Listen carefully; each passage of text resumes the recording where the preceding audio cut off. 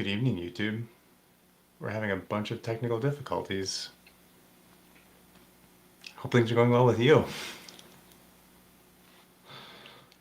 Kristen, thank you for being here. I have been waiting for this moment for hours. Our kids set a new record for refusing to go to bed. He had a really long nap today because he's not feeling well, and I think that's just what it was. But he's running such a big sleep deficit, I thought. Yeah, I thought we had some rookie in the tank. mistake. Yeah, thought I could cash in some chips here. Okay, so our connection kept dropping. We've gotten a minute of uninterrupted connection now, so whatever kinks there were in the tubes of the internet, Yeah, I think they straightened out. great. Right in time for me to blow my nose on. Should I mute the No, you're fine, you're fine. It is what it is. Okay.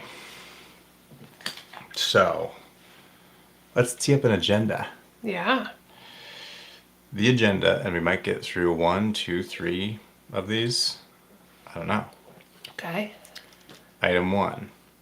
Sneak peek of new content that we're going to be rolling out in the next 24 hours. Yeah. A new pilot of our new format of preparing, planned and produced content. This Yeah. is an experiment in that, a test balloon. Okay. So we can talk about that. We can do this in any order. Awesome. The second thing we can talk about is our ongoing second round of winter illness that's ravaging our family. Old story. Nobody cares. But it's here. It's happening. The third thing we could talk about is hot takes from Kristen about President's Day. Because, in case people don't know, I'm not the only one who rants about stuff. And I just thought it would be a nice balance if you got a chance to share with the world your thoughts about President's Day. I kind of think that's where we should start, but... I'm not there yet. I had a quarter of a glass of wine, and I already ranted this morning, so... But they didn't get to hear it. Yeah. The next thing would be season 3. So we started our discussion and we already shared on YouTube and podcast an incomplete conversation of us. This is our new process of outlining and brainstorming that planned produced content. So we do need to continue that conversation at some point, so we could do that here and now. Okay. And the final possible area of discussion, I kind of think this was would have been nice to do, but I think we could punt this again. Okay. Is I think that it'd be worthwhile for us to have for our own life and for our friends online. Yeah. For us to discuss in a Michael Hyatt best year ever kind of way. Yeah. What do you do to recover from a setback when you're working toward a goal at work? Yeah. A New Year's resolution. Right. You have some target you set, and in the course of following your trajectory, Right. some obstacle gets thrown in your path, sets you behind schedule. Yeah. How do you practically and mentally and emotionally adjust so as not to just be I guess I'll try next year? Yeah. So, which of those things I said are you I'm ready to talk about something? Let's just start from the beginning and just work our way through. Okay, great. So, how excited are you to watch the new 4-part wave of videos that'll be coming out in the next 24 hours? Well, I'm not in them, so I'm not as excited as I am when we did talk about you making some cameos, but then we never got around to recording them. Yeah. No, I think it's exciting. I'm excited to see. I will say, I tell everyone I got a sneak preview while I was watching you edit, and I think they're really good. I really want to know what theme music you've got going, if any, behind that. I've got the same music. I've just got the same soundtracks. Allie says hello, by the way. Hello. She also says that we're the cutest and so romantical.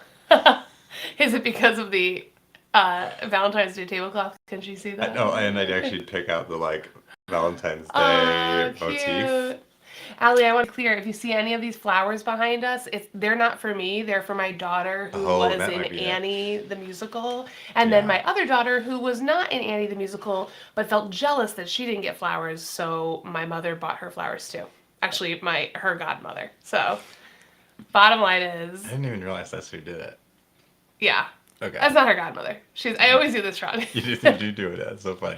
But it's just because she treated cool her aunt. treated her so specially that it felt like That's true. what our middle daughter calls her fairy godmother. So yeah, none of these are for me. But in a way, all of them are for you. It's true. Yeah. But none of them are from you. That's No, those are from you for her that I picked out. yeah. Anyway. But I like carried them around. Yeah. So speaking of being ravaged by illness, Yeah. this is our third attempt at you and I getting time without our kids this week. And the first two were entirely blown out of the water. And the first two were not going to be recorded. It was just us. Oh my God. It was supposed to just be a date day. Yeah. But we missed out on both of those. Right. Don't plan date days because your kids are just going to get sick. Right. It's like they know. It's like somebody sends just them like a message. Like surprise yourself and them. It's the only way you're going to win. Allie says she's sending you virtual flowers right now. Oh, thanks, Allie. Happy Valentine's That makes me feel happy. Okay. Good. So, yeah. So I don't know if I want to give it all away, but the test balloon of our produced content is, in real life, we had all of our sinks get clogged like within the course of a week. Yeah. And so I decided, you know what? This is the perfect opportunity for me to do a lot of like B-roll stuff. I'm going to record a lot of this activity. And then I was like, I'm going to take this to the next level. I'm going to create an entire set of videos about like how to use Drano to unclog a sink, how to snake a drain, how to disassemble a sink. Yeah. And then the fourth video is like, hey, you have a sink problem and you don't know what to do? Let me tell you how to decide whether to use Drano, snake, or disassemble. Sounds super exciting. I'm really excited about it. I really think they came out really well. Good. I mean, I will say, like, most of those videos when I, like, search for, like, how to do something, they're really boring and terrible. So I hope that you brought some levity and joy to the... This is why you're supposed to be in the videos. Otherwise, there's no levity and joy. I just want to say that I'm really proud that when you uncovered the situation, it was most likely not my fault. Because I feel like as documented evidence. The mom with long hair, you're like, well, all the drains are clogged because of my wife has long hair. Yeah. And I want you on record saying like it was none of that, and it was very likely the people who lived here before. We would 100% have agreed not to blame each other, and instead to blame a unknown third party. Yeah, it's true. It's not my stuff. So anyway, we'll see how long it takes before we have to unclog the drain again. All right, so Allie does have questions about sinks. Get excited, click the little bell so you get a notification when I post them. It's gonna be good. Perfect. Okay, so anything else you want to say about that? Or are we ready to move on? Now that we've teased, we're good. Okay. All right, I need you to tell me how you feel about people who blow off President's Day. I feel like you're baiting me and it's unfair. Yes. That is what I'm doing. All right, so unfair. I wrote, that wasn't my graduate thesis, but it was like probably my most significant paper. The one you're the most proud of? Yeah, about George Washington, the founder of our country, like the greatest nation on earth. I just, when people are like, oh, like, even the contractors that work for us are like, well, we'll be working Monday. And I was like, why? It really makes me mad. So you get mad when people work on President's Day? Yes. Yeah. Like. What if they work, but they're like wearing a lot of patriotic stuff? It's like the next best thing to the 4th of July. The 4th of July would not exist. 4th of July, President's Day. If it weren't for George Washington. And Abraham Lincoln is also great, but George Washington is like, you can't, I mean, I think it's disrespectful. My friend, like, jokingly, she was like, oh yeah, like, we work. And I was like, well, like, do you work for communists?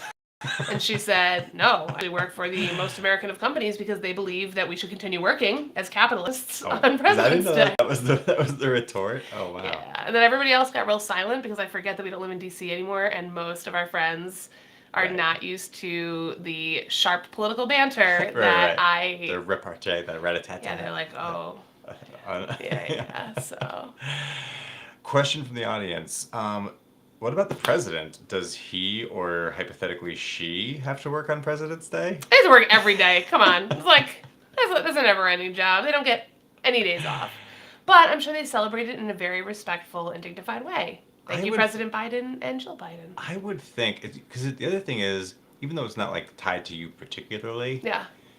if you're the president, it's almost like they already have a holiday for your funeral. Like, there will be people in the future who are think of you. No. Nobody's going to think about President's Day. I'm not thinking about Ronald Reagan or like. You're not? No. No, because it's about the two presidents' birthdays. Like George Washington and Abraham Maybe we Lincoln need to were talk both about the born history of around the president. February, and it's not about all of the presidents. So I expect you to be the expert on that. We should have started off with a Yeah. foundational. It's not like Yeah.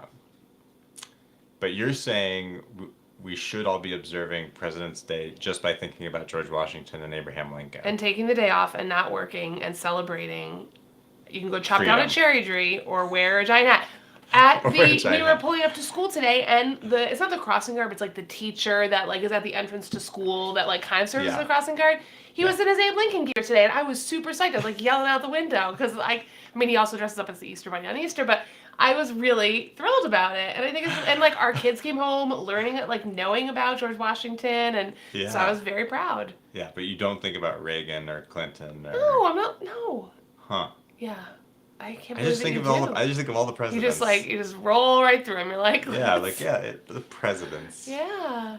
It's like we should have a Congress Day and a Supreme Court Day. We should have a Supreme Court Day, but you're like, is that heck with the legislative branch? Yeah. I'm bored. Yeah. There's too many of them. Like, most of them not really making a difference. But yeah, but the president, like current president, you know what? You don't get a pass today.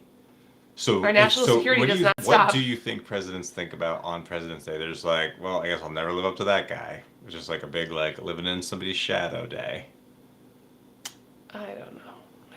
You don't spend a lot of time getting in the head of the president. I mean, I do, but not for that. Awesome. This is not my political punditry on here. Okay. I mean, if anything, if besides George Washington and Abraham Lincoln, if there is one other president I'm thinking of on President's Day, it is President Jeb Bartlett. Yes. So, yes. Cheers to him. West Wing drop. What's the other? What's Madam Secretary? What's her name? Elizabeth Bess. Secretary. I just can't. I think Elizabeth and I think Warren. I think Elizabeth Warren. Also probably a future Secretary of State. This is the kind of preps. We would have gotten these talking points straight if my Yeah. kids had fallen asleep an hour ago instead of taking 2 hours for me to get them to sleep. Awesome. Okay. It's going to bother me now. Do you have the means to access I'm going to look that it kind up of even though I really like to like rack my brain Allie, and get frustrated by it. Oh, also, Allie mentions that she loves Hamilton. Yes, that's a good, yeah. I have not seen it yet, and I'm a Broadway, like, nerd. Although, just to make sure that all of our I know that you know this, I know Allie knows this, but for fear of misleading any third parties, Hamilton wasn't the president. Right. There's I think you're just talking about, like founding political, fathers featured in Hamilton. I haven't seen the show. I've seen commentaries about the show, like on 60 Minutes kind of stuff. I've listened to the soundtrack. Elizabeth McCord. McCord. And Henry McCord. McCord. They're just a great couple. All right. So priority number 1, I need to watch Hamilton. Yeah. Yeah. We did with my aunt and uncle, but we watch it. We watched it. I didn't watch it. Yes, you did. I think I might have been asleep on the couch while it was playing. Yeah. I would have remembered watching Hamilton. Right. Well, we're going to watch it again. Okay.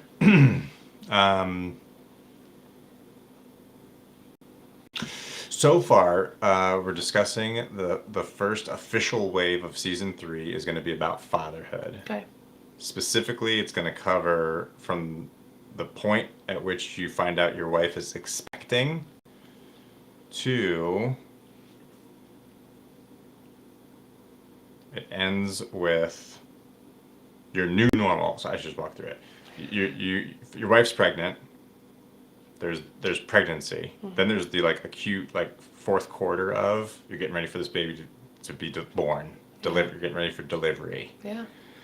Then it's you bring that baby home. Right. The fourth trimester. Yeah. The dynamite stick blows up in your house of like everything's new now. Yeah. So that's the third chapter, if you will. Then the fourth chapter is you've gotten through maternity and paternity leave and you're trying to settle into a new normal. Right. Which is like this, we got to get back into like a regular life. Yeah. So the wave of videos that went in the same sense that there's this sync wave that's all going out at the same time, we're going to have a set of videos that are all going to go out simultaneously that are going to cover that time period. Right. Where we left off in our conversation on our walk and talk, which was delightful. Again, thank you, West Wing. But the audio wasn't so good. No. So there was a lot of like wind noises despite, I mean, it was a very windy day. But people can feel like they're there with us. Yeah. In any case, I mean, that was a fluke. But next time we do that, like, yeah, some lessons learned there. So we only got as far as you're expecting and delivery day. Okay. So we now need to talk about you bring that baby home and you're in the maternity paternity leave window. What are our 3 to 5 like, hey new dad, things to know, things to prepare for, things to do? Yeah. What are your thoughts? Well, it was interesting because you talked about like how when you bring that baby home, it's like that is like all the new stuff, right? Which is interesting because I hadn't ever thought about it before, but what a different perspective that is for a mom and a dad. Meaning like for a dad, you're kind of just like riding along pregnancy, like nothing's changing for you. You're not feeling like you might feel your wife, feel your wife's belly, but like you're like passively witnessing the change. Whereas the woman is like 10 months of her life. My body's changing. I can feel the baby. It's either making me nauseous or I want different foods or right. So like you're like all of that. Like so when you were like and then it's like new. I was like, oh my gosh, it was like new from like month 4. And so just recognizing like how like that difference and that kind of kind of shock to the system that I think the woman just by nature of like the physical changes that are happening is already experiencing and the lifestyle changes. Like if you drink, you're gonna stop drinking. If you're like you're gonna try and be sleeping more, I mean, I wouldn't say that like the time that you were pregnant with our first child, it was like life as normal for me. But it's like, I'll play with this metaphor more, but it's like how they must have felt like hanging out in England waiting for D-Day. It's like, it's not normal life. Right. But I'm not getting shot at every day. But I know I'm gonna have to get off of a boat under fire. Yeah. So that's delivery. Okay. And I'm gonna fight my way into Germany. That's paternity leave. All right. And then there's a new normal, But like, yeah, so that period that I'm hanging out in Germany, you're like the French Resistance. Like you're already in it. Yeah. But I'm not there yet. I'm not there really with you yet. Yeah. This is quite the metaphor. Well, hey, we're in the writer's room. This is an experiment. What's your favorite musical, by the way? If not Sound Hamilton? of Music. The Sound of Music. Absolutely. The chat record. Sound of Music. Okay. Yeah, so I mean, I think it is a shock to the system for men. Like, there's a lot of anticipation stuff, and there's a lot of like things in that, like your pregnant period, right, that are like in play, right. But yeah, I do think that psychologically, it's like okay, like whatever the metaphor is, it's D-Day, it's the like launch date, it's whatever. Like once the baby arrives, you're like, okay, now there's things that I have to do that like are different. Yeah. I mean, so the theme of the podcast is fatherhood. So I feel like I can be an add-on for this particular, like I can tell you like about expecting and delivery day from a mom's perspective. I feel like when you get to the like maternity, paternity leave and coming home, I'd rather hear your thoughts first and then. Well, I think that in other segments that'll be more the case. Like I'll care less what your thoughts are. I'll just be like, well, let me tell you some stuff about fatherhood and being a husband. Also, Kristen's here. But I do think that particularly as we think about like new dads, it's incredibly helpful to build on reflections of a mother. Yeah. and to say, because there's a significant sense in which the husband, the father, Yeah. needs to develop a mindset and strategy around the realities of motherhood. Right. You can't, as a guy, be like, before you meet your wife, before she's pregnant, be like, here's how I'm going to approach the arrival of my children. And then my wife will conform to my strategy. You see what I'm Yeah. saying? Yeah, yeah. So like in improv, there's a theory where it's like Yes, and? like I'm gonna come into the scene and I'm not gonna I'm You've gonna yes mentioned and this. you. Yeah. I feel like right now I was trying to cue you to be like, I don't Right. have any answers to this right now. Okay. And you were like, no, Yeah. but like it should be Yeah, you. yeah, And that's I'm like, I mean, I've come the up with things now because this is like my forte. Is like I'm in an interview. Let me just bullshit this thing. But so I'm ready now. Okay, But I wanted to yeah. let you know that was me cueing But you know I wasn't in improv. That's your thing, not my thing. I was never in improv. It makes me too nervous. Okay, so anyway, so I think going into maternity and paternity leave, the first thing, and I'm interested in your thoughts, Marcus, on my show. Welcome. Yeah. Sequencing leave, like depending on how much you Yeah. have, does it? I know some people who have approached from like the husband takes a week, but then in order to stretch leave as much as possible before you put the kids in daycare, like the wife will take leave and Yeah. then the husband will take leave. Or I know some people who made it like a team sport and it was like we're gonna run out both of our leaves together, and then usually the wife has a little bit more. Right. So like, what would your? Because I think we've done it differently every time. Yeah. So what would your recommendation be? I And does it I matter think if it's your first child or not? it probably does matter if it's your first child. I think it matters if it's your first child. It matters if your work allows you to split it. Because like I Yeah. know some employers do and some do not like let you take it as not you don't have to take it as a block. You can be like, I get X hours or days of paternity leave over X Y months, Right. and I can be like, I'm gonna take every Thursday, Friday. There was a guy I worked with at one point in my last job. That's what he did. He was like, he sort of used a combination of annual vacation and Yeah. paternity leave to be like, I'm taking every Monday, Tuesday, and Friday off for 6 months or something, Right. So like, Yeah. so he only had to be away from his wife and kid for 2 days a week for 6 months, Yeah. So like, I think it's very employer specific. Yeah. So I would say, I would advocate against a like very heavy like we're all going to be on vacation for a very short period and then we're going to go cold Yeah. and I haven't done the research on this, like we're brainstorming, but I think that's like increases like your postpartum depression risks as well, Yeah. because I think that like part of the stereotypes is that there's this surge of attention and support, like Mm-hmm. you're in the hospital, new baby, you just got home, and then like a week later, it's like, and Right. it's a ghost town. Right. And like, where'd my family and friends go? Now my husband went back to work, and now I'm all alone with this baby. Like, that's Right. like a nightmare. Yeah. So, through some combination of spreading out dad's leave Yeah. and or like staggering Right. mom and sister and like people to, Yeah. I think it really has to, again, like, you take the calendar and you figure out how can we have the gentlest, longest, like a transition period. Yeah. But I will say, I would say yes, and the but I would preserve the first 2 weeks. Like if you only Yeah. get 2 weeks, I wouldn't split it out. Like Yeah, you need yeah. the first 2 weeks to be together at home. Yeah, you need some foothold period of just Right. like we're just gonna all be. Yeah, Right. I agree with that. And yeah. like I would say like unless your parents live close by, in which like maybe they can come over and help you at nights, but like if your parents are like I'm going to take a block of time, Yeah. I think that block of time should be later. Like so you and your spouse should like take 2 weeks and then have your mom come in, and then if you like love your mother-in-law, have your mother-in-law come in, like Yeah. and kind of and spread it out that way. And then if you like had 2 more weeks, then because like when we first like our first child, you had 2 weeks and that was it. And so we were home with me for 2 weeks, and then it was hard to make that adjustment. And I think you're right about like if you can spread out the Support and you're I guess getting. it's totally different now because like people work from home.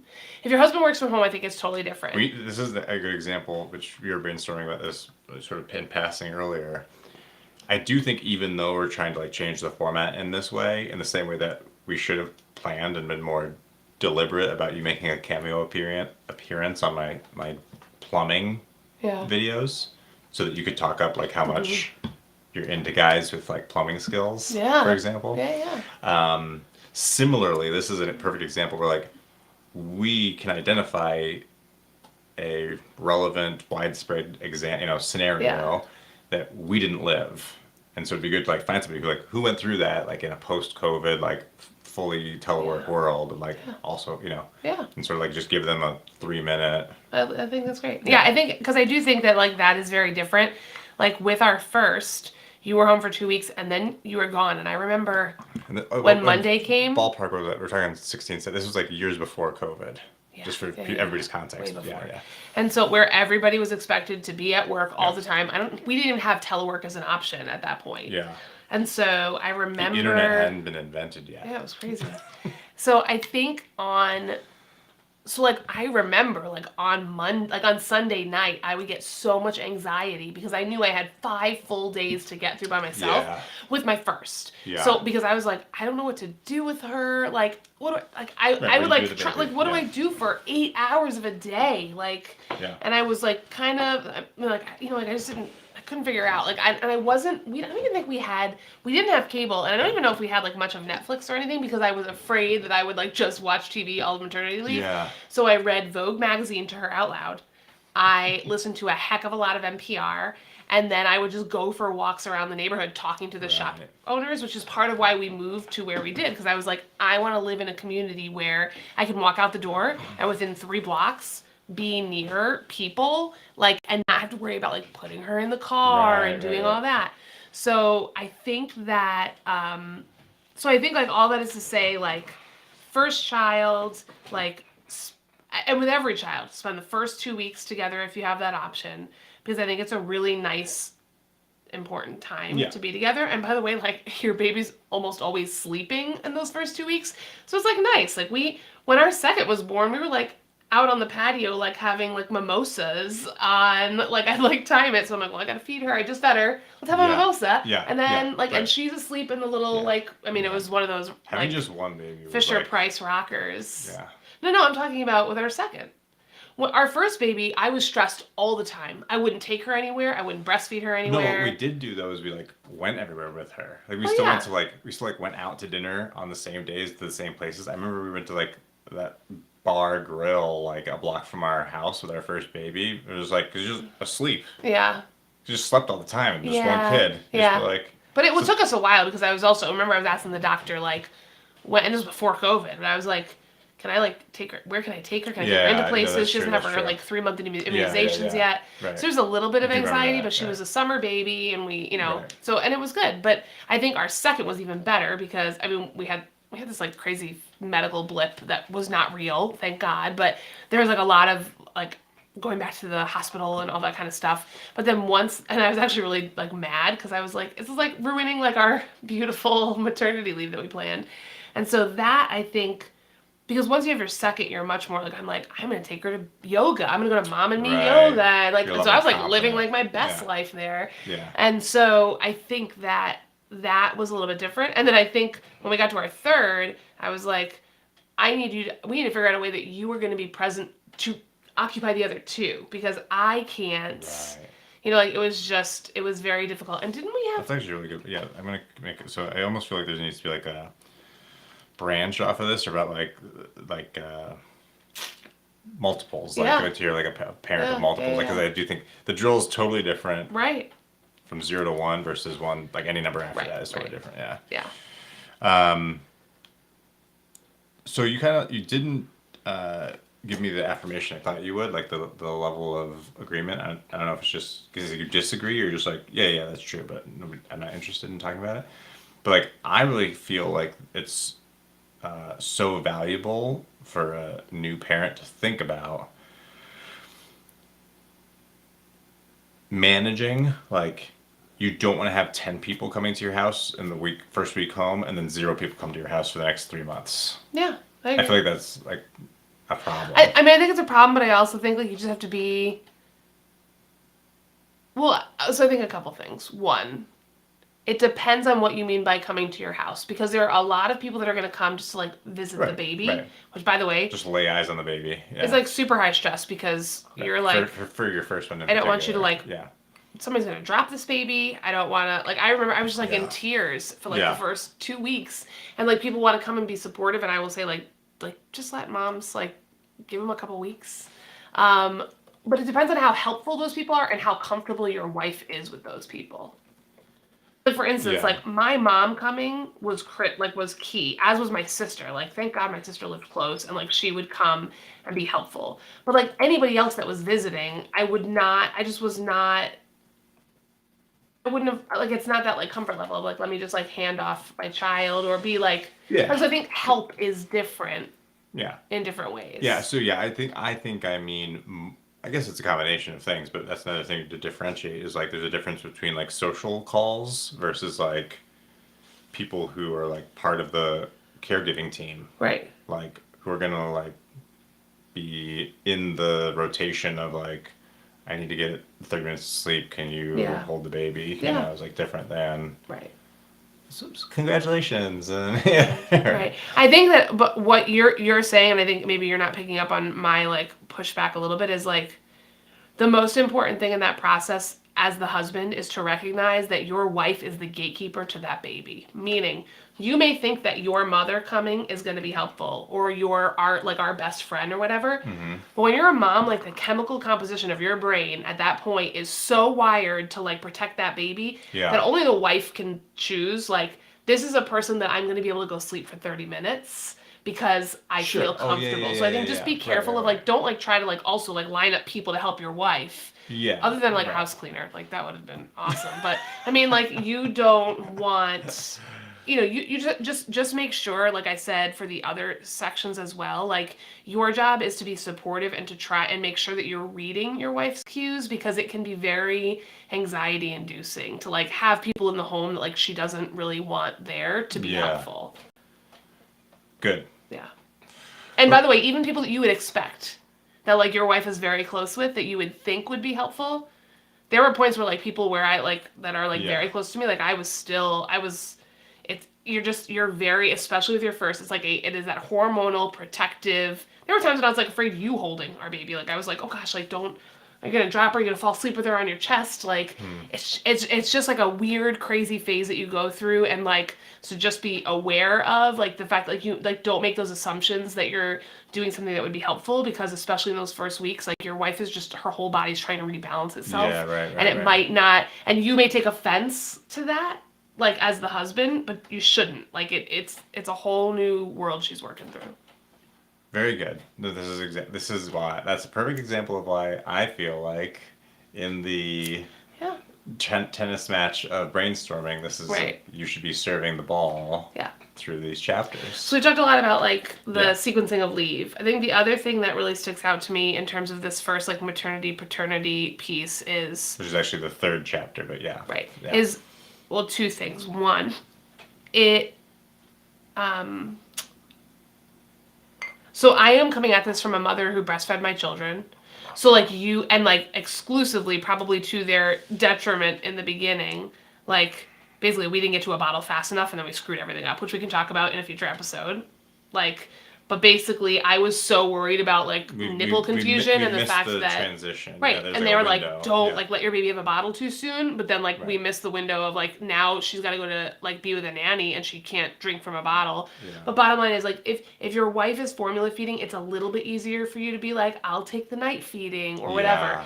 But as the husband, like you can't do that if she's breastfeeding. And so if you can't do that, the most important thing is like take on the other stuff. Yeah. Be the person who's in charge of what you're having for dinner because I don't want to make any more decisions that I already have to in my day-to-day life. So like you're going to be in charge of like or like making sure like the laundry's getting done Yeah.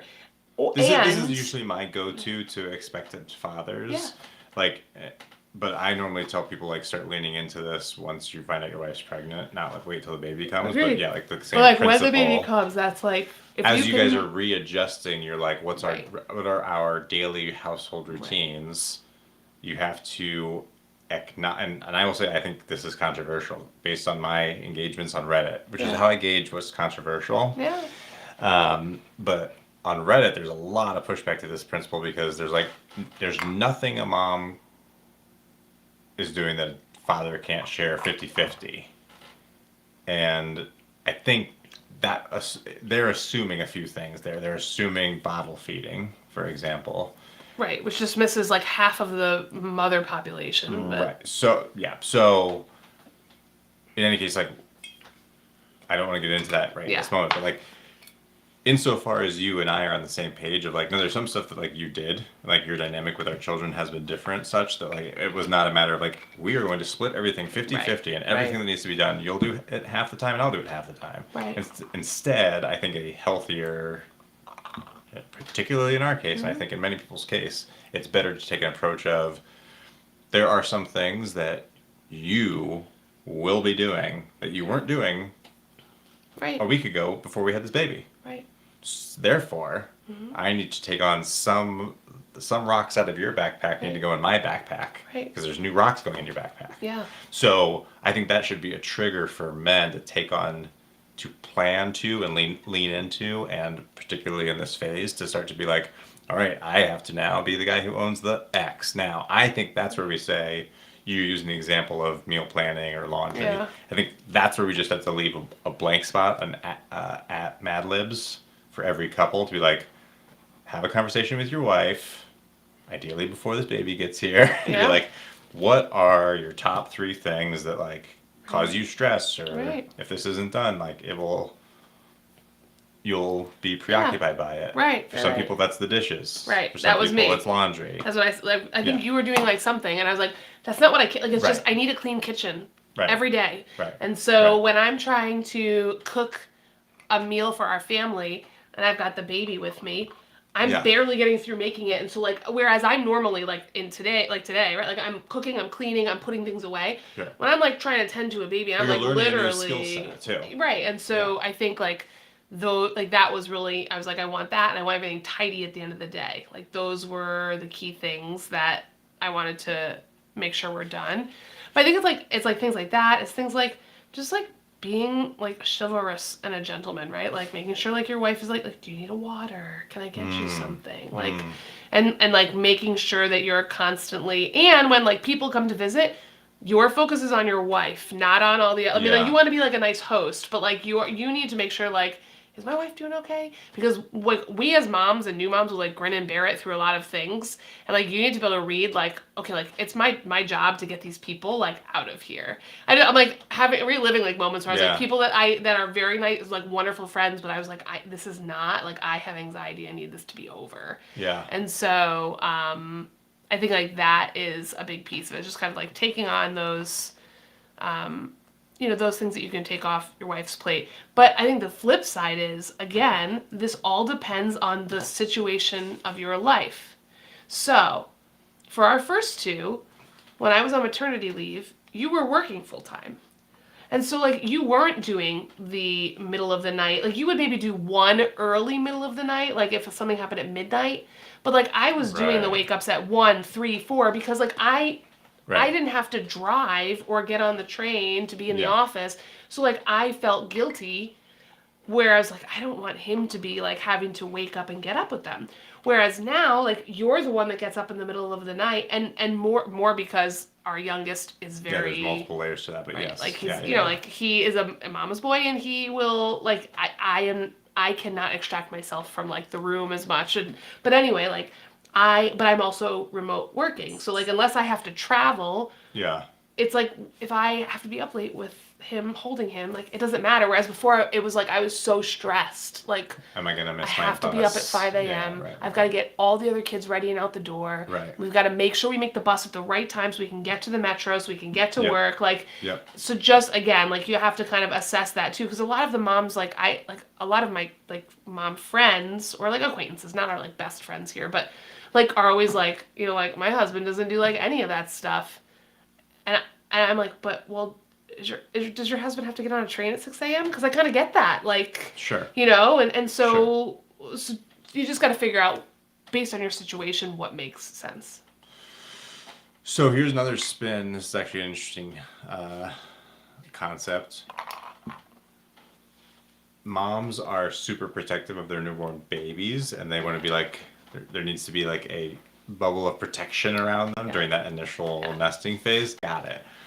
What about if you just had your second or third? What about your first or second, the preceding the older children? Like, are there ways that family and friends and neighbors can like step up to be like, Oh oh, yeah. like, Yeah, do you yeah. want to send so and so over, Yeah. like play over here? Right. You know, Yeah. you No, I think think that'd be that's appreciated? It's a absolutely. valid. Yeah. Once you have a new baby, you're like, oh, boy, that kid can Well, have a ball. because Allie's saying here she offered her neighbor who just had their second. She's like, "Oh, I'd be happy to like babysit the older one." If Yes. you, and Oh, Allie, gosh, I wish you lived here. Like that is key.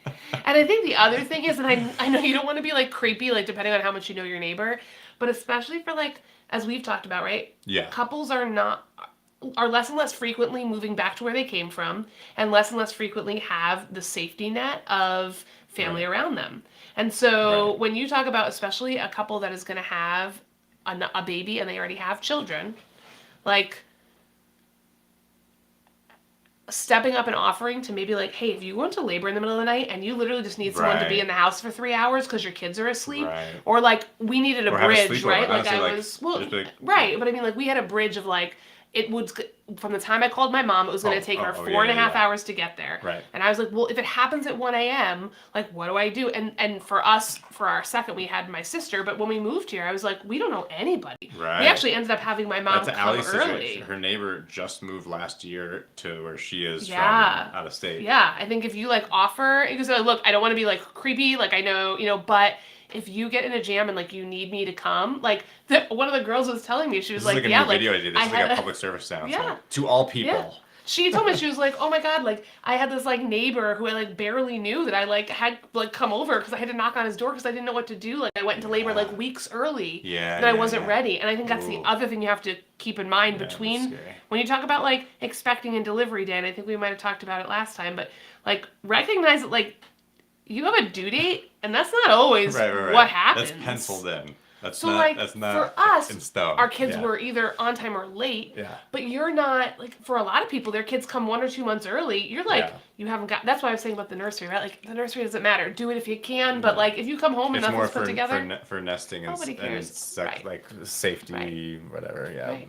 Not for practical need. Yeah. Anyway, and I Very think that's good. another thing. The last thing I'll say is if Yeah. you know someone who's like goes into labor early, like if you are like that guy's best friend and you can offer him like, hey, look, give me your key, I will go put your crib together, right? Like one of the things, like are you is your Mm. nursery not ready? Like I'll bring 2 guys over, like what can I help do, right?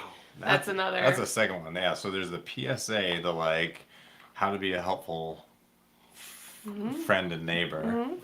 That's so good. Like, oh my gosh, I Yeah. just had this wave of ideas that inspired. And then the other one is like, which is also right in line with the Mr. Homemaker Right. target audience, whatever. Is like how to be a good like Like expectant bro. father, Yeah. wingman. Yeah. Yeah. But see, this is why.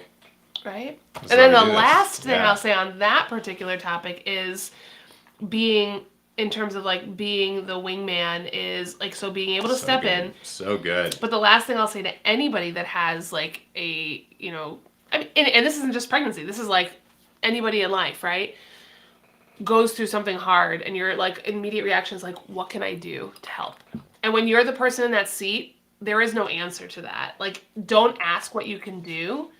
I mean, don't be invasive. You don't want to like be like, Yeah. I came over and I like trimmed your hedges. Like, I decided I planted a new Right. plant. But if Right. you're like just drop off the meal. Oh my Just gosh. bring the We toys didn't for the mention that, but kids. yeah, that's just a big, like, that's a big deal. just do Drop the off thing meals. because Yeah. you don't know what you need. Like, or you don't know how to ask for it in the moment.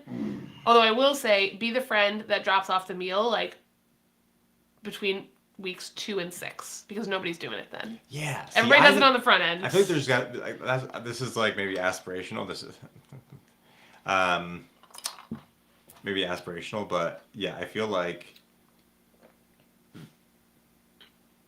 being the gatekeeper and sort of air traffic control Right. and they talk about this like in the Bradley method when you're like getting ready for your delivery, like dealing with the nurses and like similarly, I feel like that sort of concept should extend into like that maternity leave period. Yeah. And not only reactively, but honestly, like if I could go back, Right. I would like set up a calendar. Yeah. And play a more active role in, particularly with the first. Like after that, I don't care. But but like play a more active role in being like, hey, so who's available this weekend? Yeah. Because we don't need 3 people coming this weekend. That's actually going to be stressful. Right. So who's going to move to the next week? You know, like and sort of spread people out. Yeah. I think that'd be like. Well, I thought you were talking about meals because there's like a whole there's a whole like web thing. platform yeah, too. right, Like when somebody like is in bereavement or they have a new baby or whatever happens, right? Like there's a lot of these like meal trains where it's like, hey, sign up for like which day and which time are you going to bring something and drop it off, which I think is really nice. So yeah, but I think that's the perfect kind of thing. Again, that a husband and expectant father in the 8th or 9th month before that baby gets there can like already like that's a problem that is foreseeable, manageable, solvable. That is something a husband can do. Right. In the same way that like meal planning, right? Like it's just. So I think that's like a thing I think has been, permeating. No, not permeating. Like percolating, yeah, in my mind. Yeah. Like that should be like on the list of like things expectant fathers should tackle. Yeah. Good, so good. Okay. And sorry, the last thing. Oh yeah, they've new heard father. That before. Yeah. You are the enforcer of your wife's rules. Like. We have an example, right, where I was like, we have a new baby. I really don't want people to wear shoes in the house. We were living in the time, and even now, right? We have like, you walk in our front door, you're in our living room, like you're on our rug. You're talking about our new baby. Back in the day. Yeah. But even like babies up to a year old, right? Like they're crawling, their hands and face and everything are on the ground. Yeah. And so we had like a no shoe policy. Right. And it was uncomfortable to like ask someone when they come in. Like a lot of people just do it now, but some people were like either didn't think to do it, or some people were like, your wife's like bananas, right? And you're like, and so but don't make your wife be the cop on that. I'm 100% in agreement with you, and I will say, for your benefit, my benefit, as like note-taking purposes, like to some extent, like this is like me like dictating like note to self, remember to write later. But I mean, like people do make those comments about like, oh, like new mom, first baby, like acting crazy. It's like, but people say that in the same way that we discussed a couple episodes ago about like people say like, oh, 18 out of the house. Right. It's like it's just like a harumph party har like throwaway BS thing. Right. But it's like, in some ways, like, yeah, man, sure, great. But, like, you still gotta take your shoes off. Right.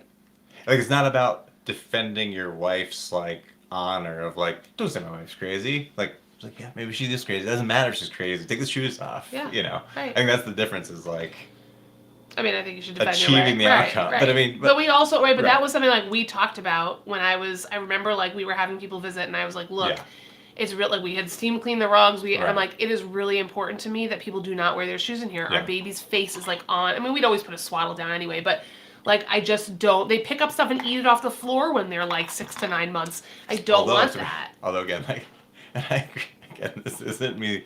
I'm yes-anding you. Yes. Yes. Yeah. And what you didn't know and I didn't know, first child, week 1. Yeah. That baby's not going anywhere. No, I agree. That baby's not going to be on the ground or going anywhere for months. But I and you, like, we were like, oh, we need to, like, preserve the space for the baby. Yes. I'm not saying that's crazy. In the same sense, I'm not saying it's crazy to assemble a crib before the baby comes, which we did, and then just sat there for 6 months without being used. I'm not complaining about that. I'm just sort of, it's comical. It's an observation about, like, it's one of these things. It's part of life. Like, you build a crib, and then you're like, I don't know why I did that. Yeah. Next topic. Last chapter is all the leave is used up. Yeah. Let's start with our situation. There's lots of situations like we could like Which branch one? out. But I'm saying let's talk about a dual income. We're on vacation now. Yeah. F it. Hey, this is what Doing it live. George Washington and Abraham Lincoln would want you to have some bourbon. Yeah, they would. Um, Are you gonna like note your drink book here now? Anyway. One day. Okay. We're really on it, yeah. It looks so distorted. I see myself in the thing. It's like I look like I'm like in a funhouse leaning mirror. Forward a lot. Anyway, so continue. I just have bad posture. I'm like, oh, I look so weird. Like, oh, I'm just slouching. Yeah. One of the books I look forward to reviewing, Allie, you'll appreciate this. Well, actually, there's two books because we have our colonial cocktails book, but also the Tamworth, New Hampshire. It's adorable. It's spectacular. I met another person from there. I was like, what? How are there so many people from there? It's like There's someone from there, but her like family lives there now, and I'm like, Tamworth, New Hampshire is two-lane roads that intersect in the mountains. right. And you keep like running into people who like grew up there. And like very weird. Like I like really want to share the story, but basically like it was in like a remarkable situation, and I was like, and that person was like, how do you know because I was saying, oh, there's like this cute little distillery in Tamworth, New Hampshire, where the guy who invented the recipe for Hendrick's gin, we bought this cocktail book, and like the guy turns around and he's like, how do you know Tamworth, New Hampshire? And it like and we go up there. So this book is amazing, and it's lovely, and we should actually be using it more. We should be using it more. I'm not sure if the camera's going to focus. It's trying to focus on you. Okay, I don't think I can make it do it. Anyway, colonial spirits. And so there's a long story. Well, this is one of the books we're gonna review. This is gonna be like on our video playlist of our book reviews. A toast to our drunken history. And so yeah, it is a delightful. I mean, it's full of these like little illustrations, and it has all these like old, like authentic, old timey recipes. They're like, oh, like this recipe for ale was found in Benjamin Franklin's. Yeah. Britches. Whatever that's like that kind of like when they were clearing out his closet, they found this. Anyway, it's really fun. It's a good read, lots of history. I just love this book. So honestly, like I just think this is just such a lovely book. Okay, but actually that wasn't the book I was referring to. Anyway, sorry. I was gonna talk now I'm all about this book, and we haven't made things out here. Drunk, which I refer to every now and then, but I'm still working my way through it. Read 10 pages a week. And it's like a more academic anthropological book about the role that alcohol has played in human civilization. And what made me think about these two books is the comment that like George Washington and basically every major historic figure before Eisenhower just like had beer with breakfast, had beer with lunch, had beer all afternoon. There's a chapter called... But the difference is their beers were like 2% alcohol. Right. There's a chapter called, and now, a brief list of diseases that one might incur from the preference of water to alcohol. Smallpox, dengue fever, influenza, black vomit, lockjaw, crib death. Crib death? Like for a child? Give the child beer. Oh, goodness gracious. Alcohol, not beer. It's just very, honestly, what do you think they're giving the baby if not beer? I think they're giving them near beer. They're giving them like 2% beer. Which is what you were just talking about. Right. Why are we not working our way through this book? Anyway, we should be freaking out of this book. I haven't gotten to this part of the book, but I did hear an interview with the author of Drunk. I think it was on like C-SPAN. Like it was like a highbrow interview, and he was saying all of us should have in like the West in America, we should get away from our puritanical like alcohol means sin, But at the same time, we also need to get away from, and this is a little bit of a self-contradiction, like distilled liquors, like whiskey. Like everybody should just be drinking wine and beer all the time. And we should all be comfortable with that.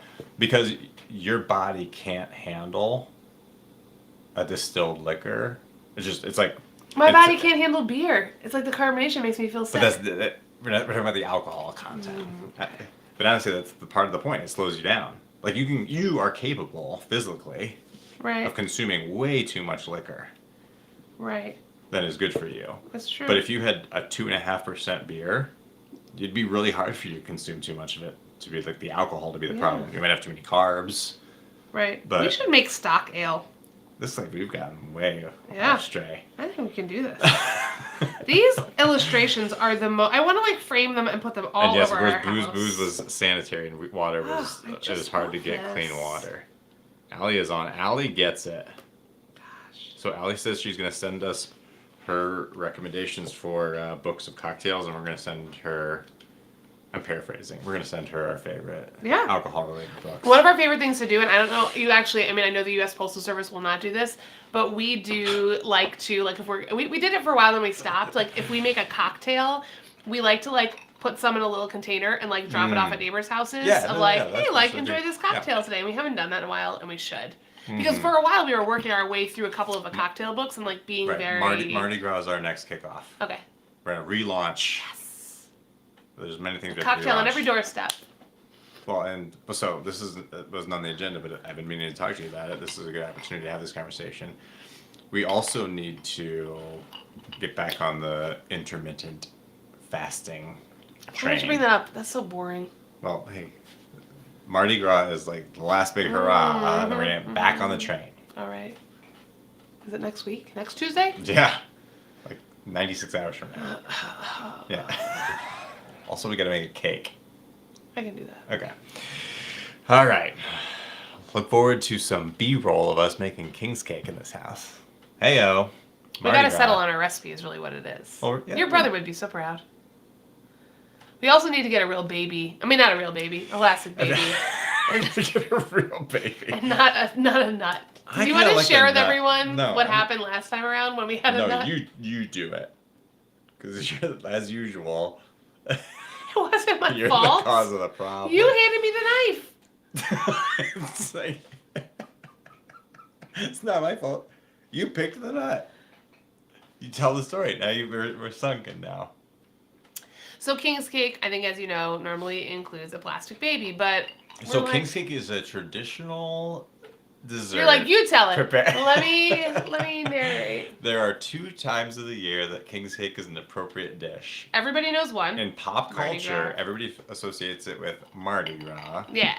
Because it's the last time you're supposed to be like eating really rich things before Lent. But that's the second bookend. The first bookend is you're supposed to have it on Epiphany, which is when the kings, the wise men, the magi, arrived. Right. So you're supposed to have it two times a year. Everybody ignores the first time and just has it on Fat Tuesday. It's just part of the Fat Tuesday deal. So it's this like very rich, like sugary, buttery, dense cake. And it's not dense, but okay. Well, the way we make it, the last recipe has been dense. And it's like decorated with like purple and green and yellow. Yeah, so we like get the kids involved, we roll it out, we let it rise. I never have the right yeast because it doesn't really rise properly. Yeah. And then we do it, but we've never bought a plastic baby because like it just seems like a waste, and I don't really want to order one from Amazon and have them send me a box this big to send me a baby this big. So we use a nut, and I think we used an almond last time. But 2 things happened. One, the recipe I used for King's Cake last year included crushed walnuts in the recipe. That's right. And so 2, there were tiny little pieces of nuts throughout the cake. So we were never really sure. And then we had one big nut. But then we had one big almond that my very sharp knife, it's not even that sharp, like cut in half. Well, that almond softens right up when you bake it. It does, and so basically you got half and our daughter got half. Yeah. And there was like an awkward moment of trying to figure out who, and then there was meltdown because the other child who doesn't get it. We have our younger daughter. So getting the nut or baby is associated with different things for different people. Like some people, it's like you'll get like good luck this year, so that you get more cake. Like right. The tradition we were trying to like get in the rhythm of was there's a crown, like you get to like be the king or queen for the day. Mm-hmm. So the problem is like when the nut gets cut in half, like there's. Yeah. Did you get it or did I get the other half? The other time, no, there's 2. I think these are 2 There's different one time stories. where I got a half and I literally spit it out of my mouth. No, there was at least one time that you fully, in your piece, like realized, I just got it. And like our daughter, like 3 years in a row, is not going to ever have won it. And so you're literally like, very like, it was in a way like super it was like so fast. It was like a magician. Yeah. It was like not sneaky. It was not like surreptitious. You usually went like you like took that out of your mouth, like jammed it into her piece of cake. And we were all like, what just happened? No. And then she was like, I got it. Our older daughter had no idea, and our middle daughter played along. Oh, you were just trying to hide it from our older daughter? Our middle daughter played along, and then later said to me, Mama, I know you got the knife. I didn't know that part of the story. Yeah. She's like, I really... And then she looked at me, she goes, God, I really love you, Mama. Man. And my life was complete. Good job. All right. Well done. Where are we in this agenda? Oh, man. That was gold. Okay, so we're trying to transition to the new normal. Of like, this is the last thing we have to say about fatherhood and first kids for a while. Oh, so back to the... Okay. Yeah. So you mean like you've now... If you've used up all your leave, what advice would you, as an experienced wife and mother, want to make sure that the next generation of husbands and fathers know, hey, it's one thing to like, your wife's pregnant, but you're not pregnant. Like that's a different thing. Yeah. Okay, then the baby comes, then you're on leave. Hey, here's some things to keep in mind once everything like goes back to normal, and like you go back to work and she goes back to work, and you're getting a daycare situation or a nanny. Like, what are some things that are relevant to that chapter? I think at the very beginning, try to take on daycare drop-off and let your wife do pickup. Interesting. Say more about that. Drop-off is the most heart-wrenching moment. Ugh, that facts. And, like, pickup's the best. Preach. Your kid's like, yay, it's so excited. And so, like, don't make your wife do that every morning. She's already in an emotional state. With like, first kid in particular, I will, like, even as the dad, even as a cold... So I will say, look. Yeah, go on. I don't think when you... there are a lot of things that you can say when it's the first, it's the hardest. Yeah. Dropping every single kid off at daycare has been equally as gut-wrenching Maybe for it's me. different for the dad. Yeah, I do not feel the same way now as I did with the first. With the first, it was like... I mean, now you don't gut-wrenching. but also he started daycare much later. He was almost a year old. That could be a big part of it. I think if you have to drop off a 3 or 4 month old, which is what we have to do in American society, like for both of our first two, I was distraught. I literally had our son signed up for daycare at 4 months old, and I, 1 week before he was supposed to start, called our old nanny back and said, can you please come take care of him? Right. And I canceled because she's now at that school and it's great, but I couldn't. I was like, I just can't do it. Yeah. So it's a real thing. Yeah. So I would say like if like the number one thing is if you can take on that. Do we have like a pot of gold over here? I just noticed this. Yeah. It's like I'm experimenting with gold coins. Well, this is part of my distinctive branding I'm experimenting with. The YouTuber you gotta slow down, man. Going back to metabolisms, I can handle that. You cannot. Things we know about ourselves as people. Okay. So the go-to YouTuber videography shtick is blue lit background. I know, it's weird. But like everybody does it. I feel like a leprechaun's gonna come out of this. No, blue. I'm saying blue is the normal. Right, I understand, but you've chosen yellow. Well, because this is a branding choice. I'm trying to be distinctive. I voted down. You thumbs down it? Yeah. I'm gonna start kitchen and we like have a lovely life, and like why are we like lighting it yellow as if like it's like a well, it's supposed to be more cauldron of Gatorade that's gonna like angle. Yeah, I don't I'm trying to get some branding going here. No, branding is we sit in our kitchen. Allie, help me out. This is like Allie. Well, Allie isn't. She's acknowledging that this is a thing. It's a look. But, no, because Mr. Homemaker. So a little inside baseball here. Mr. Homemaker has always had a like bronze copper color palette. I recognize that. Yeah. because, well, for a lot of reasons. But like, even if you look at like the Mr. Homemaker letterhead, like thing, like I literally took the little eyedropper and found a color I liked on the inkwell brass gasket. So I'm always, but the problem is I just don't have that right color. Like this is a little more yellow than I'd like it. I like to be a little more gold or orange or brass colored. It's hard to achieve that. I think we should just live our real life. We're real people. Like I don't. Blech. Like it's weird. Like we're trying to be different than everyone else. Don't like follow the fact that they're like lighting themselves It's blue. a bit I don't neon. care. Yeah, I agree. Listen. Okay, so listen. Let's talk about this. We're gonna do some live. We're gonna do some live cinematography stuff here. So I'm gonna turn. Let's see what happens first. While I turn this down, and then the other thing I can do is I can change the tint a little bit. It's actually just gonna make it green because it's gonna make this blue. And if it's blue and the yellow filter, like I feel like the entire time I would be watching this, being like, "What do those people have in there?" that's less neon now. What kind of cauldron are they? That's less neon back there. Like boil, oh toilet trouble. Don't forget, Allie here's like a legit online marketer. I know, and I want her to tell you that this looks ridiculous. But anyway.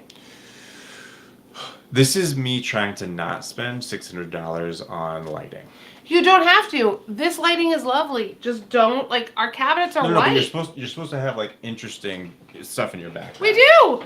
We've got flowers, a coffee pot. Well, I'm gonna show you. So this is what it would be like in our real life. Let's do our real life for a minute. This is real life. No, we're gonna do full blown. I just wanted to have more to drink, and he's gonna. Oh my gosh. Let's start sharing water. Okay, let's do the. We're gonna do the second half this way. Oh my god, it's so much better. Okay, continue. This is our life. This is our real life.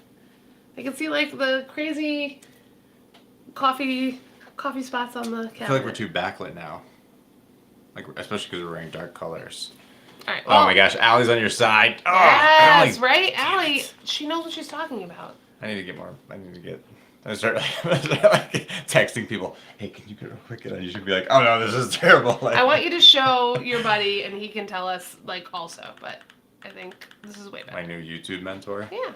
Honestly, if I could, the problem is we have a, what do you call it? Dimmer. A dimmer on these lights underneath the cabinets, but this is as low as they go.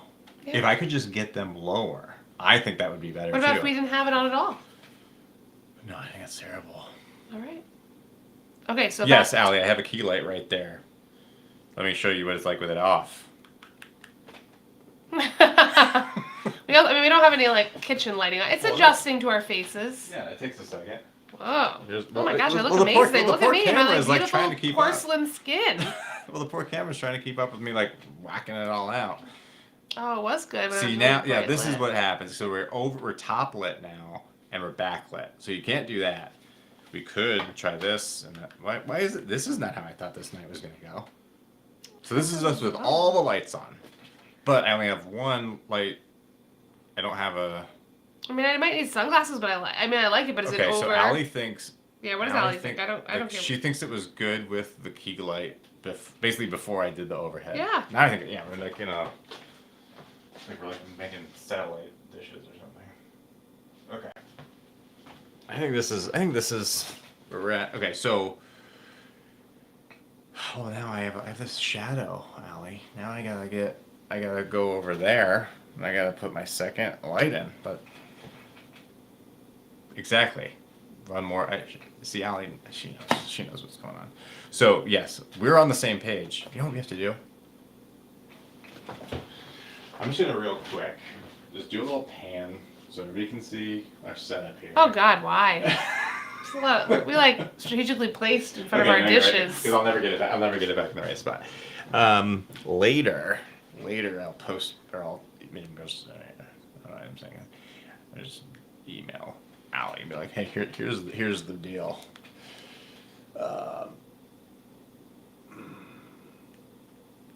Yeah. So we have a 3-point lighting system. I'm using what's normally our hair light. I forget what there's another word for that, but our overhead light. I'm using that on the floor. And then our key light is there. And then I didn't set up the secondary light. I should call them 1, 2, and 3, but the one that tones down this shadow problem that I'm now creating. Anyway, I think Allie's pivoting and saying she just likes our underlight cabinet lighting. I agree. Or under cabinet, like kitchen lighting, yeah. Thank you, Allie. Like the one you have. Okay. Okay, I'm done with lighting. More on lighting a different day. You really like this better? I do. I don't think it looks any different other than there's like a yellow. Like, well, no, now like all of this on the screen, all of this is very bright. Yeah. And there's no color in the background. We just have like. It's just a regular kitchen now. I can accessorize it. Well, what was it before? I feel it was like a regular like kitchen plus Gatorade. yellow. I feel like, can we make this Yeah. like kind of more warm? That's as warm as that gets. Okay, well. There are other lights that get more warm. We'll have to live like this for now.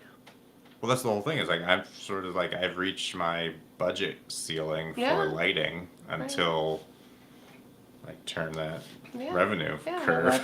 For now, I think this is lovely. I'll add lots of flowers in the background like this. All right, Allie and I are we're gonna start a group chat / email chain about possible branding and lighting situations. I will ignore all of it until Allie says this is what you should do, and I'll say yes. I'm gonna cut you open the latest correspondence. We have a lot to catch up on. Sounds great. All right, good. Okay, so we talked about. Now you've gone back to your new normal, and we don't have Gatorade lighting in the back. What else do we need to talk about? I've got an early morning workout, so. Yeah, we're done. Remember, we're done. I mean, what else? We have a couple other things. I can give you another 28 minutes. All right. I just wrote down the word sleep, and I underlined it. And then I put hearts next to it. Also, how long is it going to take you to break this down? Because it shouldn't take very long, right? No. Well, and that's like another meta layer. Is like we were trying to make this setup be a low piece setup. One, I love that. So Two, I can one less light, I guess, or I can instead of doing this, I'll do another light. Yeah. But whatever. I love that. Because this is less elaborate than when we would do our like. I think we should go back and look at the other video interviews, but I think this looks almost as good, if not the same. But I'd have to see the comparison. Okay. Does my skin look like a 40-year-old's, or does it look like a 30-year-old's? Yeah. All I know is you're beautiful. I love you. Oh, that was so sweet. This is like the worst thing about telework and remote work, because I'm like, I have to stare at the wrinkles on my face on Teams all day long. I'm always like... I mean, we have so much technology. Like, you could be the best looking person on Zoom. Rude. Like the best lit and the best we could do all the things. You mean like in our house we have the technology? We have the technology to yeah, so we could just like... I don't mean like we as a species re-image your have face. the ability to create an artificial... You look like Giselle now. That is not what I meant. You're doing a deep fake constantly. You're just like... We should just stop because you're going to get yourself in trouble. No, what I meant is we could light you better when you're on your camera. Well, my ring light died, so now it's just me and my regular room light. Oh my gosh. Allie's saying I should let you go to sleep, then she's just going to iterate on lighting with me. I love that. No, part of what I was asking was like, sometimes this like takedown takes a really long time, and I don't like to go to bed without you, so I will wait. Yeah. This is like seems like a pretty quick that's part takedown. Of it. Yeah, this is a very easy setup. Yeah. Okay. This has been lovely. I've enjoyed this time. Thank you. Because we haven't gotten to speak like adults. Yeah, in a full week or 10 days. We did cover some things I actually wanted to cover, which is good. We got on some very fun tangents that I enjoyed. If we were going to start a new topic, I don't want to do that. We don't have time. What's our next topic? It'll be, so foreshadowing. Next time we do this, we should front load how to recover from setbacks when you're pursuing a goal. Oh, that's a pretty long one. That's a long one. I have a very simple approach, but we'll probably want more than my simple approach. Let's just tease it. Tease it. Because if you give that now, people won't tune in next time. As we prepare to wrap up, is there any foreshadowing you want to do about, we've already teased how to unclog a sink. Yeah. We've teased that. Yeah. We've shared some writer's room Yeah. brainstorming about fatherhood for new fathers. Right. Any other, in real life, in current events, for Mr. Homemaker, forward-looking stuff you want to Yes. say? No, I mean, one, tune into our YouTube channel, because if we do more walk and talks, you're going to get to see our beautiful town in the background and how absolutely lucky I feel every day when literally every morning we wake up and I'm like, what is my work schedule? What is your daily schedule? Can we go on a walk today? And just talk. And so now we're starting to record those.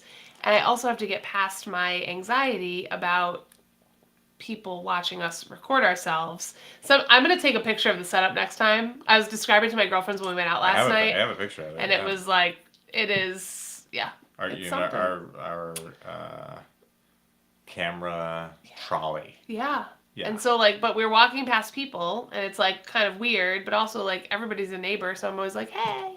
But it's great. So I think that's going to be awesome. And I'm actually just really excited to really, as I said before, we kind of went off, we walked off a pier on this, on this season 2. I would say more I went on a leg of a journey alone. Right. You took some goats and donkey up a mountain. I'm gonna go spend some time. And you were like, I'm gonna go and I'll come back when I'm ready. Yeah. And I fully support that. I didn't listen to all of those things. But I'm like, what are your key takeaways from that 6-month journey? And now you're back. Yep. And I'm like, let's figure out how to be parents. And that's good. But and I can't wait. I assure you, and this is not a lie. It isn't for the sake of the told you so, but it is just keep the door open to the idea that as we proceed through the stuff that you and everyone we know is I'd much rather talk about that than there's been uniform reaction of we want to get back to the it's other just my mom and my sisters. They're like, we really like the banter you guys have, and also Kristen when you're on, and I'm like, it's because you guys love it. But no, there was a poll in which it was what was it? It was 60% of the audience said we're sick of philosophy. Let's You talk took a about poll? Yeah, it was on YouTube. So you can go look at it now in the community tab. And so 60% of people said, please no more philosophy. Let's move back to some practical stuff. 20% of people said, well, yeah, we could probably use some more philosophy as long as it's with the right mix of Kristen. Thanks. Yeah. And then the last 20%, what'd they say? They said the last option was... they're like, you're a brilliant philosophical mind. There's let's keep going. Let's not give up on the philosophy. Go right down that. Now, I'm one of those votes. Do you want to guess where I voted on that? I voted in one of those 3 positions. Oh, I thought you meant you're one of the 20% votes. No, overall, I voted. Yeah, I know where you voted. You voted on let's continue philosophy forever. No, I voted the moderate existence. position. I said, yeah, we should keep going with philosophy, but intermix it with Kristen's stuff. That was my position, but I was outvoted 3-1 on the anyway. Fun times. So that's why we're not doing more philosophy stuff, or we would be doing more. Thank you. I have no idea who the person was let's keep going on the philosophy stuff. I don't know who that was. Yeah. But that person and I were outvoted. By so 60%. You, your mom, and your sister. I didn't even know the vote was happening. I don't even think my mom knows how to access YouTube. That's good. Yeah. Anyway, I promise you, I've already outlined this. There are a number of things we're going to hit over the coming months. Yeah. That basically, instead of getting sucked into an indefinite tangent, we're going to be able to say, refer back to this conversation with Scientific Skeptic. I love Refer back to I think it's great. this conversation with Pat Flynn. Here's the clip. Right. Look, I will say, I do not think that philosophy is irrelevant. I just think, I am not in the state of the deep dive that you all do, nor am I, honestly, do I feel intelligent enough in that aspect to be able to hold my own.